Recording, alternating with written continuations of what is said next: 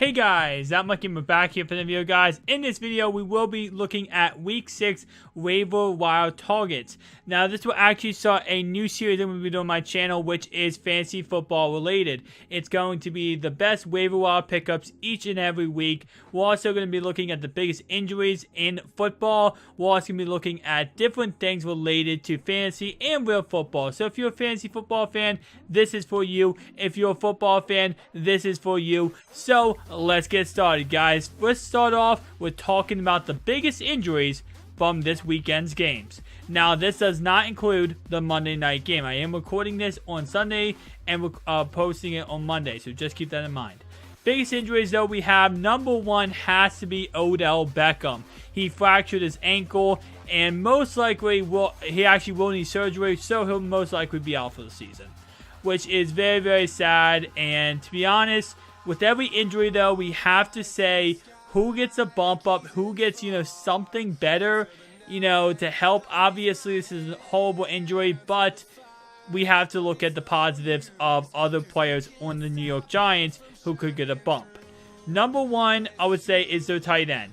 Now, obviously, they figured out that this guy cannot block and that this guy, Evan Ingram, is, really good at it, mismatching with defenders. Now, with that in mind, he actually had, I believe, 0 points this week. So, obviously, that is somewhat of an issue. But with that in mind, without Odell Beckham, the targets have to go somewhere. So, he could definitely be, a big target in the passing game. Now, Sterling Shepard also got hurt in this game. So, that's definitely a big loss for them.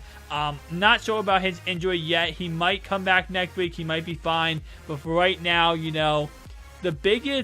I would say the biggest person who's going to be, just getting a lot more targets and having everything, go his way because of this is actually going to be a guy we're going to talk about in the waiver wire part of this show. But it's going to be the other receiver, not Brandon Marshall, but his name is Roger Lewis. Now, of course, in fantasy leagues, he's only 1% owned. If, Odell Beckham's out for the season, right? You got Sterling Shepard. If Sterling Shepard can't match up next week, he can't come up next week, Roger Lewis could definitely see an uptick in targets. Definitely goal line opportunity when it comes to goal line. They could throw him the ball. Targets inside the red zone. Very, very, important. So, with that in mind, Roger Lewis definitely should be picked up in all leagues, especially with Odell Beckham going down, especially with, a lot of targets needing to be displaced now between these receivers. Brandon Marshall will get some. Obviously, he'll go up in value now, Brandon Marshall. And, Roger Lewis, Sterling Shepard. All these guys are going to get a lot more looks, a lot more targets. Even though, a lot of people like to complain saying Eli is just complete trash. They're 0-5, guys. And you know what that means is that they have nothing to lose. And it's scary to say, but that's just how 0-5 works. If you're 0-5, you have nothing to lose. They're going to take a lot more looks down the field and try to move the ball more efficiently. So with that in mind, definitely someone to target would be Roger Lewis. And again, we'll talk about him when we get to the waiver wire portion of this show. Next injury we're going to be looking at is going to be Travis Kelce. Now, Travis Kelce in this Sunday night game, he actually did take a real hard hit to the head. He is being evaluated for concussion. Obviously, I believe it's a 4-week process where they actually evaluate to make sure you're 100% okay. Obviously, he most likely will play next week. But if he does have a concussion, he could be sidelined for a couple weeks. We saw this in years past with Luke Kuechly and Cam Newton. So obviously, keep in mind, watch his status. I wouldn't say there's anyone big, like tight end wise, that would, come in and see an uptick in targets. If I would say anyone would see an uptick in targets, I would say more of a maybe Tyreek Hill, maybe more rushes, obviously for Kareem Hunt. But I couldn't see anything too crazy. Travis Kelce is on the level of himself. So it's not like, losing him is not going to just make another player amazingly better. And again, I don't think they're going to target, just spread so much targets toward one player. I think more or less what they'll start doing is running the ball more and, doing more misdirection plays. Now, with that in mind, I do not think Travis Kelce is going to be out for multiple weeks. He could be. I really do not think he will be. Number 3 is actually going to be an injury we saw Thursday night, which was kind of surprising, and that's going to be Mr. Rob Gronkowski. Now, Mr. Rob Gronkowski obviously had a thigh injury, and it was really weird. It was right before the game. He traveled with the team, but yet for some reason he had an injury at the very end, right before the game. And yeah, so Rob Gronkowski has a thigh injury. I think he'll be ready for next week, but he is worth monitoring. If he does not play, I get the beneficiary of this would be a couple guys: Danny Amendola, Chris Hogan, and Dwayne Allen. I don't really think Dwayne Allen's anything. I don't really think you should touch him. But if he is out for multiple weeks, with Gronk also being injury prone as always, keep in mind Dwayne Allen and just keep him on the back of your mind, because he could see an uptick on targets if Rob does end up going down for the season, due to this being a lot more than is being led on. Number 4 is going to be Bilal Powell. Bilal Powell has a calf injury. I think he'll be fine. I do not think he'll miss multiple weeks. But if he does miss multiple weeks, the beneficiary for him, with Matt Forte also having some injury issues, is going to be Lizzie McGuire, who suddenly, for some reason, is playing amazing and just came on as of lately. So Lizzie McGuire would be the beneficiary if he ends up missing time. Bilal Powell, and of course Matt Forte also some injury concerns.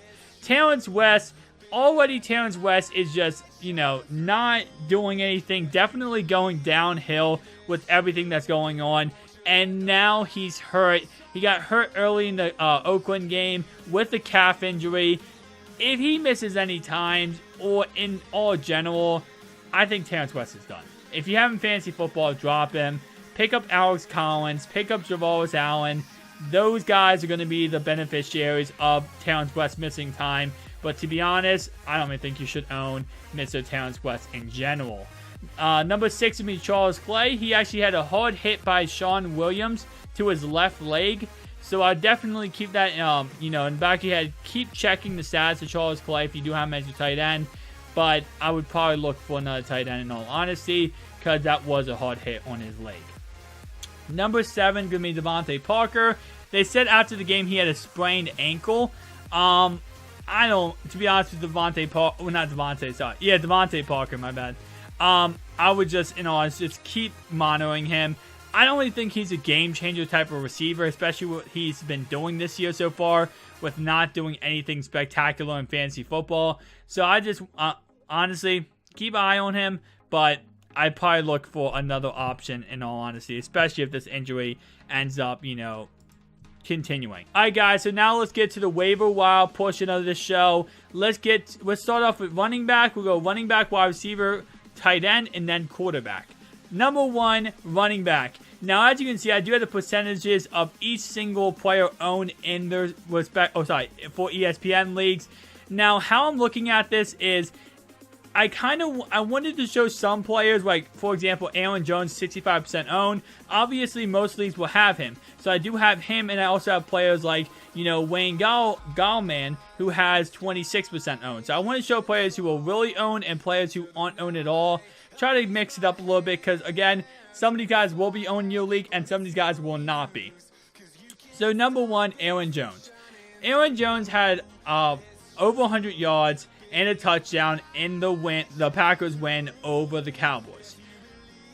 What to take away from that? Well, Ty Montgomery was out and Williams was out, their second string backup, so Jones became the starter.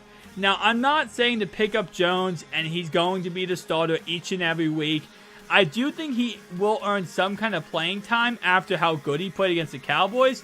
Obviously, Cowboys don't have the best defense in the world, but nonetheless, he should deserve some playing time after that excellent performance. Now, with that in mind, though, if Ty Montgomery is back and healthy, Aaron Jones is simply just put on your bench and see what happens. See if Ty Montgomery's down, see if Williams is down. And if they do upgrade Jones, which is possible with his stellar performance, obviously you want him on your bench. Don't start him. Number 2 is going to be Wayne Gallman. Wayne Gallman is the New York Giants running back. And personally, I believe he is the best one they have. Paul Perkins is completely booty cheeks. Just get him out. Paul Perkins sucks. Second, Orleans Darkwa. I don't think he sucks. I think he has so much potential and so much talent. But at the same time, I just don't see him living up to anything here.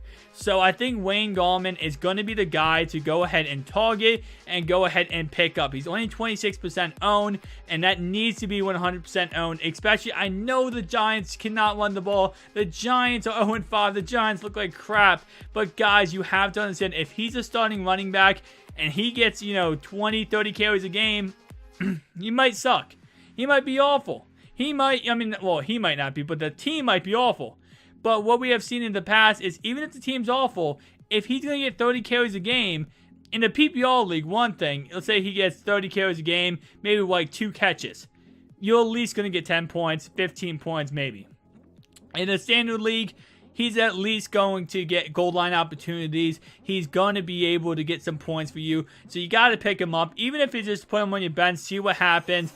Pick him up right now, guys, before someone else picks him up and you regret it later. Number 3 is going to be Alvin Kamara. He's actually going to be the second string running back now for the New Orleans Saints, right behind Mark Ingram. AP's done. AP is out of here. Sean Payton said to a reporter that he said that he only wants to go with 2 running backs from now on. Now, he didn't say which 2 running backs. Obviously, I'm guessing that's going to be Mark Ingram and Alvin Kamara, especially with Peterson's and how Peterson has been with, Sean Payton kind of getting angry at him, yelling at him on the sideline, and just starting a whole bunch of crap. So, to be honest, Alvin Kamara, second string running back, definitely pick him up. More valuable in a PPR league than a standard league. In a standard league, I probably would not pick him up, to be honest. In a PPR league, yes, because he can get like 6, 7, 8, 9 catches a game. But in a standard league, because you're not going to get point per reception, I'd probably stay away from him. Number 4 to be Alex Collins. Now, Alex Collins, if he doesn't fumble the ball, he is amazing. He is explosive. He is everything you want in a running back, especially in fantasy football. He can take any run he gets. He could pretty much have 3 carries in the game, and he's the type of running back that could have 175 yards and 3 carries, because this guy is so explosive. The second he touches the ball, he can just be going on any given play. It's very, very hard to contain him. It's very hard to stop him. The only way to stop him is punch the ball out, which a lot of teams are doing now. So with that in mind, now with him, just playing so amazing, he has earned John Harbaugh's trust on the fact that he needs to get more carries. He needs to get the ball more. Now with that in mind, also he has fumbled the ball twice. And if you know John Harbaugh back in the old time with Ray Rice his rookie year, Ray Rice fumbled the ball. John Harbaugh benched him the whole entire year. So with that in mind, just keep in mind he is a fumbler. So put him on your bench and see how this goes.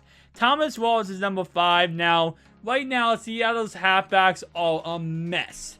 They had this young rookie. Now he's out with a, I believe, broken leg. CJ Prosise is injured. They have blah, blah, blah. They have Eddie Lacy, right? Pick up Thomas Rawls, put him on your bench, and see what happens. I'm not saying Thomas Rawls is going to be what Thomas Rawls was back with Marshawn Lynch. How Marshawn Lynch goes down, Thomas Rawls comes out of nowhere, and Thomas Rawls is amazing. That Seattle offensive line is still booty butt cheeks, but at the same time, you have to put Thomas Rawls on your bench. You can't have him on free agency because Eddie Lacy ain't good. CJ Prosise got some injuries. I don't know about this other new guy they have there, but I think Thomas Rawls is the best talent in all honesty.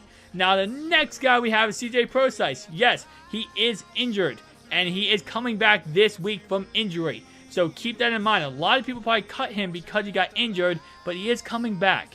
Now, CJ Prosise is only a PPR running back. I would not have him in the standard no matter what. He is amazing. He is the pass-catching back, so obviously that's why. With that in mind, though, in the PPR league, he is worth a roster because of the fact of how good he is in space and how many receptions he's going to get, how many targets he's going to get. Pick him up.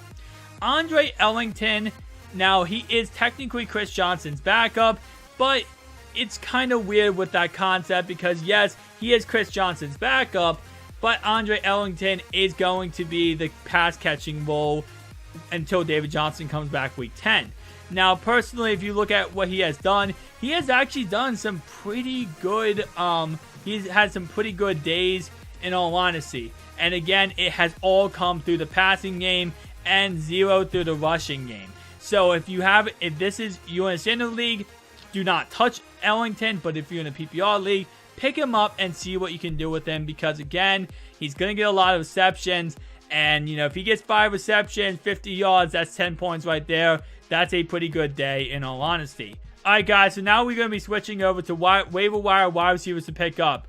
Number 1 is going to be Devin Funchess. He had 11 points last week, and again, I am talking PPR leagues. I would not pick him up in a standard league, but in a PPR league, he should be fine. Now, Devin Funchess is what we call a boomer bust receiver, which I know a lot of people hate. I personally hate these type of receivers, but you have to pick him up for his upside because it's so great. Now with Cam Newton theoretically being back, and, putting up all those points against the Patriots, then doing the same thing against the Lions, who's technically the Lions had a good defense. He did it again, and Funchess scored a touchdown. So you have to pick him up. I don't know if I would start him right away, but I definitely, monitor him, see what he can do, because Funchess is a great receiver. I feel like, if he gets the right matchup, if he gets the right area, and most of these receivers are matchup based, so don't get me wrong. I'm never saying, start these guys. It all depends on what matchup they're going against. Next week, he's going against Philadelphia. That is a good matchup, in my opinion, because of the fact Philadelphia has weak cornerbacks. So I would probably look at your options, and if your options aren't that great, Funchess is definitely a guy I would recommend picking up. Now, since Deshaun Watson has become the quarterback of the Texans and took over from Savage, Will Fuller has just been unstoppable. Now, this week he actually had 57 yards and 2 touchdowns. Last week he had 35 yards and 2 touchdowns. The rookie loves targeting. I don't believe he's a rookie anymore. I believe he's a 1-year veteran now. Loves targeting Mr. Fuller. And it makes sense. Young players love targeting young players. So, therefore, Fuller is going to get a lot of targets. And don't get me wrong, DeAndre Hopkins is still going to get a lot of targets. But then nonetheless, Will Fuller will get a lot of goal line looks. He will also get a lot of targets in general. Will he catch them all? We'll kind of see. I mean, last year against the Patriots, in the playoff game, there was a deep pass down the field, which he was wide open for a touchdown, and he dropped it. So, yeah, we'll see how this whole thing works. Number 3 is going to be Mike Wallace. The last 2 weeks, Mike Wallace had fantastic weeks. Now, with that in mind, Wallace is more of a deep threat receiver for Mr. Joe Flacco. Last week having 133 yards, and then the week before 55 yards and a touch. Now, with that in mind, just don't go too heavy on Wallace. I know I'm saying to pick him up, but I'm not. I'm saying pick him up with certain matchups. Next week against Chicago, great matchup. Pick him up and start him. Against Minnesota, bench him forever. Miami, I'd start him against Miami. I'd definitely start him against Tennessee. I'd definitely start him against Green Bay. Houston, no. I would not start him against Houston. Detroit, no. Pittsburgh, yes. Cleveland, yes. Indy, yes. And Cincy, yes. So there's a lot of good matchups left for you to start him in. Obviously, there's some matchups where I would just stay clear of him altogether. Number 4 is going to be Smithster. And I know all the talk is about Martavis Bryant. Everyone wants to talk about Martavis Bryant because he's the big name, and obviously, he's coming off suspension. But the guy that no one's talking about as much is going to be Smithster. Hopefully I'm saying that name right, guys. It's going to be Juju Smith-Schuster. So that's going to be the guy that not many people are talking about as much. And again, you got to talk about it, guys, because last week he did only have 58 yards, and then the week before that he had 47 yards and a touchdown. Now, I know it's nothing too crazy in the PPR league. Obviously, that's 9 points, and then week 4 he had 13. Now, if you're in a standard league, probably wouldn't touch him, but in the PPR league, I would touch him, and the reason why is because of the fact that Ben looks bad. Well, he looked bad last week, and he looked bad on the road. Obviously, this week they play KC. I will not start Smith or anything because they're playing on the road against KC. But next week against Cincinnati. After that, I would definitely start him at home. Now, with that in mind, again, you just got to start him just because of the fact when Ben's at home, he did throw 5 interceptions to Jacksonville, which was so freaking bad. But he does have some good matchups against the Colts. He plays against Cincinnati. He plays against Tennessee. He plays against Green Bay. He plays against New England in Week 15, which could be a fantasy playoff matchup. So definitely just roster him and see how he develops as a receiver. Obviously, he's a rookie, so you have to kind of keep that in mind. But at the same time, he's definitely worth an add. Number 5 is going to be Danny Amendola. Now without Edelman and possibly Gronkowski, Danny Amendola is going to be an amazing PPR receiver. Wouldn't look at him in a standard league, but a PPR league I would. Number 6 is going to be Jermaine Kearse. And again, now these last 3 guys, I want to put them in the, if you're desperate and you need a receiver so badly, these are the guys I would say have something to actually use. Like, you can actually use these guys and maybe have some kind of good things happen for you. I wouldn't trust these 3 guys, but in all honesty, if if you got past them a 5 and you need more receivers, these 3 guys are definitely rosterable. Now, I said Roger Lewis. Now, I said I wouldn't trust these 3 guys. Roger Lewis, I wouldn't, and at the same time I would. And it depends. It's so weird. He's definitely worth an add, but he's just so spontaneous. And what I'm saying about that is because now with Odell Beckham out, yes, he is worth 100% an add, but I don't know if I would start him and trust starting him until I see how Eli truly uses him in the offense now without Odell Beckham. So they got Brandon Marshall, they got Sterling Shepard. Theoretically, he should be the 3rd receiver. I'm not sure how Eli's going to target him. So I recommend picking him up. But when I say I don't trust him, I'm not trusting the starting him. But I would trust to pick him up. Nelson Aguilar had a big touchdown last week, I believe. And to be honest, he is a boom or bust type of player. As I said, same thing with Jermaine Kearse. In the PPR leagues, I trust these 3 guys. In a standard league, your boom or bust upside is all that you're getting from these players. You're not getting a truly amazing player, but you're getting a upside player. Alright guys, so now switching over to our second to last category, it's going to be tight ends. Now I have 5 tight ends here, all of them pretty much not owned at all except for the last one. Number 1 is going to be Ed Dickson. Now without Greg Olsen in the lineup, Ed Dickson had 127 yards last week. And yeah, he's going to definitely be a benefactor of 175 yards last week. He's definitely going to be a benefactor without Greg Olsen in the lineup. If you need to start him and you have no one else to start, you can start him, but I recommend not going after him or not starting him unless it's a really good matchup. This week they play Philadelphia. I stay away from him. Chicago, you might be able to get something there. Not much, though. Tampa Bay, I stay away. I stay away from Atlanta. I stay away from Miami. And then I play them against the Jets, Saints, and Green Bay. Possibly in the playoff matchup. That's what I would start him against. Again, it's kind of really iffy. Now, the second guy I really like, and that's Vernon Davis. As long as Jordan Reed does not play, and if he does come back, he probably will get hurt again, Vernon Davis could be a top 5 tight end with the fact of once Kirk Cousins gets it going, which he will. Kirk Cousins always starts off slow, and then he starts to get it going over time. If he starts getting it going, you saw against KC, he had 2 receptions, 89 yards. And again, against Oakland, he had 58 yards and a touchdown. Vernon Davis can be amazing if Jordan Reed's not on the field. So if Jordan Reed's hurt, Vernon Davis is great. If you're a Jordan Reed owner, pick up Vernon Davis. Number 3 is going to be the Browns tight end. Not even going to try to say his name, but I'm going to say David, okay? David Njoku. Is that how you say his name? I'm not sure.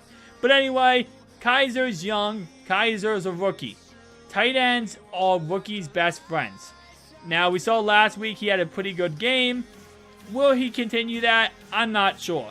But with that in mind, as a rookie tight end and a rookie quarterback, you gotta trust him just for the fact that he's gonna get targets. Number 4 is gonna be George Kittle. He's actually the 49ers tight end, and he had a touchdown last week. Again, with tight ends, the issue with tight ends, it's almost like who scored a touchdown last week is who we're going to be talking about, right? It's going to be who did what last week that we can talk about. And that's just George Kittle. He falls in that area. Austin Taveri-Jenkins, ASJ. I don't think you should pick him up.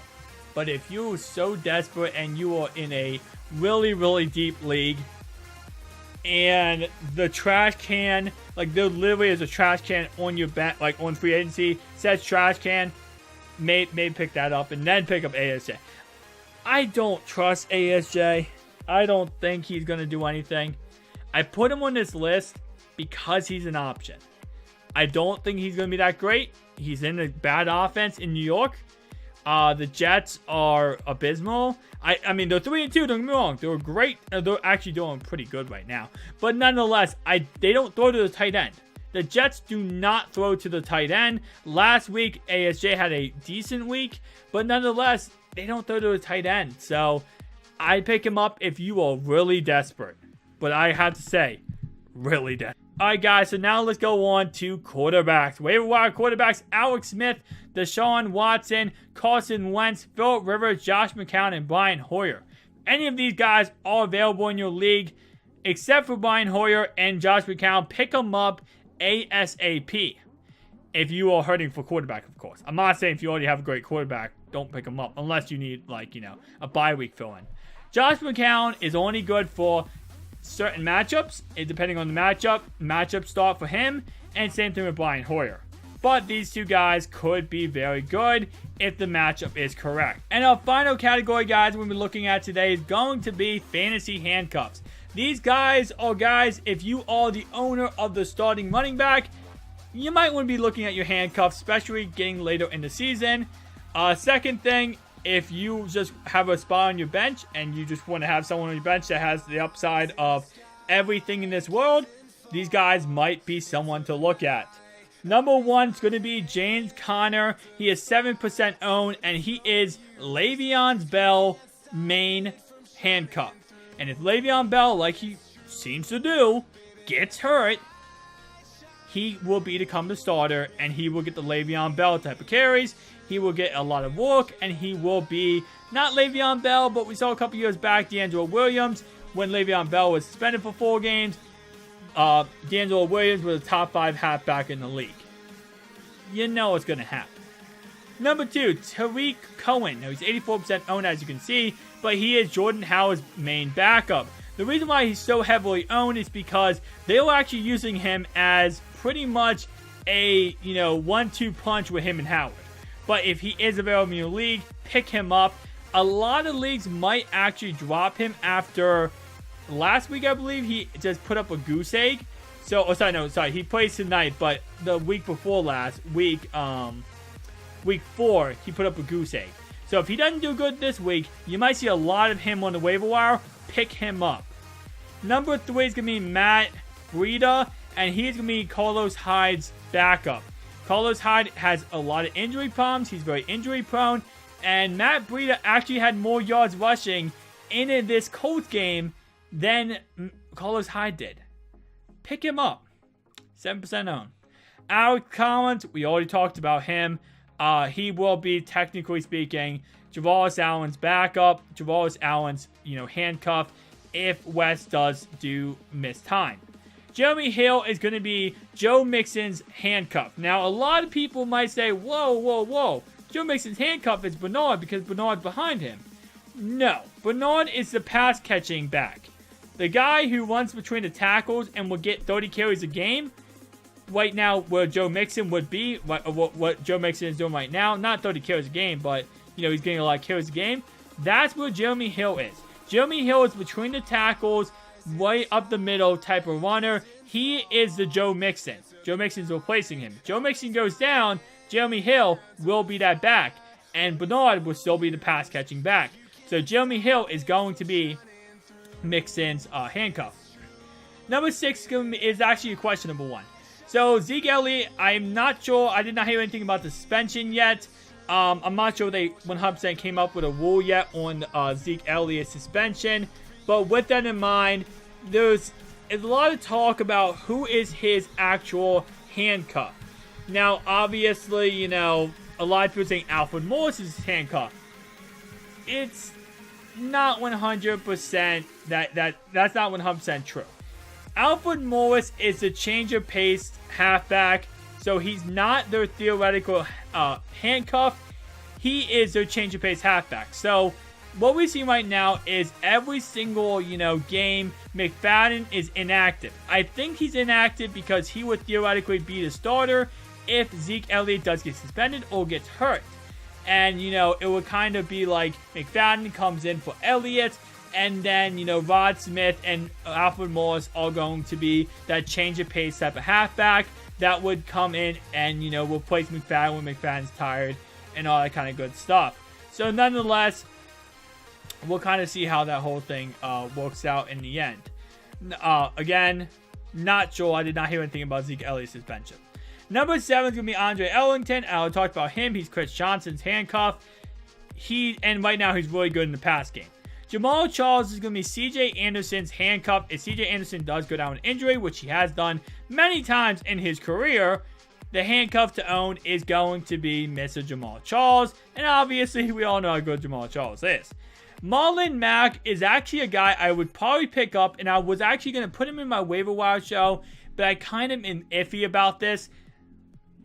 They're not going to get away from Frank Gore, but they did say they want to limit Frank Gore's touches, and if they go ahead and do that, Marlon Mack will be the beneficiary of that. Last week, he had I believe he had 91 yards and a touchdown. He could see a lot more attention, especially if, you know, they want to limit Frank Gore touches, and if Frank Gore goes down, Turbin's not the backup, it's Mr. Marlon Mack. And number 10 is going to be Aaron Williams. And of course, Aaron Williams is the backup to Ty Montgomery. He's the handcuff to own on Ty Montgomery. So if Ty Montgomery goes down, Aaron Williams does come up and becomes the starter. So guys, thanks so much for watching. If you enjoyed this video, make sure you hit the like button and subscribe if you're new. If you have any fantasy football questions, comment them down below and I will answer each and every one in the comments down below. Thank you guys for watching. See you guys in the next one. Peace out.